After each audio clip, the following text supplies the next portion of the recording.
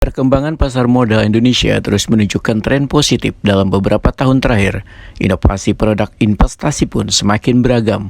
Salah satunya, rencana peluncuran reksadana berbasis emas atau Exchange Traded Fund yang dijadwalkan hadir pada Juni 2026. Produk ini diyakini menjadi alternatif investasi aman di tengah ketidakpastian ekonomi global. Data Bursa Efek Indonesia mencatat, jumlah investor pasar modal terus meningkat signifikan. Hingga April 2026, tercatat lebih dari 26 juta investor dengan pertumbuhan mencapai ratusan persen dalam beberapa tahun terakhir. Tidak hanya itu, ini terdapat 92 anggota bursa yang terdiri dari perusahaan lokal One Joint Venture. Hal ini menunjukkan pasar modal Indonesia semakin kuat dan kompetitif. Di tengah tren tersebut, 3 manajer investasi lagi menyiapkan produk ETF berbasis emas. Instrumen ini dinilai mampu menjadi pilihan investasi yang fleksibel sekaligus sebagai lindung nilai di tengah fluktuasi ekonomi global. Kepala Kantor Perwakilan Bursa Efek Indonesia Kalimantan Selatan Yuniar, Wahid Kunis habis workshop wartawan daerah 2026 di Banjarmasin, Baisukan Rabu 29 April 2026 memudahkan kehadiran ETF emas ini menjadi bagian dari penguatan ekosistem investasi nasional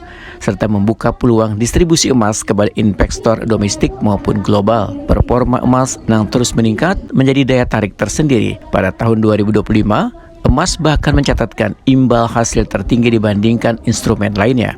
Yuniar menyatakan, pengembangan ETF emas juga sejalan dengan inisiatif pemerintah dalam membangun ekosistem bank emas melalui PT Pegadaian One Bank Syariah Indonesia. Minat dari masyarakat umum itu sangat luas, dan kita juga kalau di Banjar ini juga minatnya juga cukup besar, karena berapa kali kami edukasi, yang kami tanya udah punya produk investasi apa, rata-rata bilangnya punya investasi emas. Nah sekarang di pasar modal ada dibuat ETF emas, dan ini suatu terobosan juga, karena biasanya isinya ETF juga surat berharga di pasar modal, tapi kita tambahkan satu etikat investasi lagi, ETF emas, dan ini harapan kita itu bisa membuka kasana teman-teman semua masyarakat umum.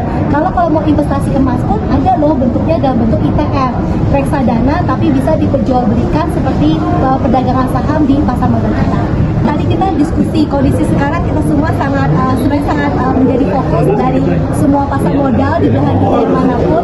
Kalau faktor geopolitik sangat mempengaruhi penurunan kondisi pasar kita cukup dalam, ya kita juga mendapatkan tekanan yang cukup besar, sehingga hal ini berdampak luas kepada investasi investor kita, dan itu juga mendorong penarikan dana investor asing yang cukup besar dari pasar modal kita, sehingga net sell asing pun membesar, sehingga juga memberikan tekanan kepada pasar modal kita, khususnya pasar sahamnya kita.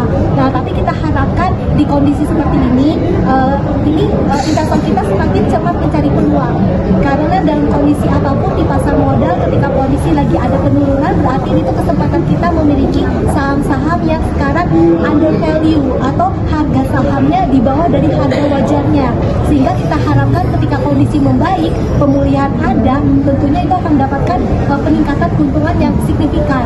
Dan satu hal yang kita pahami, masalah geopolitik ini menjadi perhatian semua negara, jadi saya yakin tidak akan dibiarkan berlarut-larut sebenarnya. Jadi akan ada semangat dari semua negara untuk bisa meredam dari dampak ini, karena sakitnya ini berataan ya kita tuh, jadi harus sama-sama menjadi perhatian. Dan khusus di pasar modal kita dorong optimisme pasar investor kita, kalau ini kesempatan loh kita punya saham-saham yang kinerjanya bagus tapi harganya terpengaruh karena kondisi geopolitik yang ada. Marketing Officer PT Korea Investment One Sekuritas Indonesia cabang Banjarmasin, Rahmawati Kintansari memadakan kondisi global yang kaya pelemahan rupiah turut berdampak pada sektor lain, yang kaya farmasi yang masih bergantung pada impor. Karena itu, diversifikasi investasi menjadi penting. Yang pertama tadi ada gangguan pasokan yang bahkan bentuknya selalu terus. Kemudian yang kedua adanya pelemahan rupiah terhadap dolar AS, di mana pelemahan rupiah ini itu mengerus laba dari emiten farmasi. Kenapa? Karena emiten dari farmasi ini dia sangat bergantung sama impor bahan baku. Impor bahan bakunya itu biasanya kebanyakan dari Cina dan juga US. Mungkin Cina nggak terlalu terpengaruh ya, tapi mungkin yang dari US itu sangat terpengaruh gitu, bahannya gitu. Jadi margin labanya mereka itu potensi besar banget untuk turun gitu. Itu juga tergambar di harga sahamnya mereka yang saat ini sangat terkuat ya untuk farmasi.